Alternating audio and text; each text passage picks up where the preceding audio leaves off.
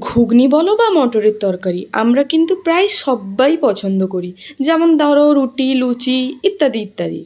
আর মেলা গিয়ে তো আমরা প্রায় অনেকেই ঘুগনি খেয়ে থাকি। চলো আজ তাহলে বাড়িতে বানানো যাক। আর আমি যেভাবে ঘুগনি বানাই তোমাদের সাথে চলো শেয়ার করি। দেখো সব কিছু তো ধোয়াধুয়ি করে প্রেশার কুকারে সেদ্ধ বসিয়ে দিলাম আলু আর মটর। আলু ছাড়া তো আমরা বাঙালিরা চলতেই পারি না বলতে গেলে। আর এদিকে পেঁয়াজ কাটতে কাটতে আমার তো মটর সেদ্ধর কথা ভুলেই গেছিলাম। আর তারপরে তো ভয়ে পড়ে গেছিলাম যে ঘেঁটে যায়নি তো। তারপরে দেখলাম দেখো গরম যে আমার মাথায় ছিল না, আমি হাত দিয়ে দিলাম। আর তারপরে মনে পড়লো উফ কি গরম। তারপরে দেখলাম না না ঠিকঠাকই আছে। তো তারপরে প্রেসার কুকারটা লাগিয়ে আমি সাইডে রেখে এখন আমি শিল নোড়ায় বাটনা বাটতে বসলাম। আর প্রথমে বেটে নিচ্ছিলাম আদা, আর তারপরে বেটে নেব রসুন। আর পেঁয়াজ বাটার কোনো দরকার নেই। আর আলুটা আমি সবসময় এইভাবে স্ম্যাশ করে নিই। তাহলে কি বলো তো, ঘুগনিটা বেশ ভালো লাগে খেতে আর কি।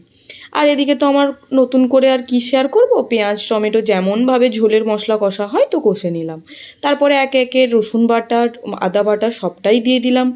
মশলাটা ভালো করে কষানোর পর এবার ওই যে সেদ্ধ করে রাখা মটর আর স্ম্যাশ করে রাখা তোমার মানে আলুটা, ওটা দিয়ে দিলাম।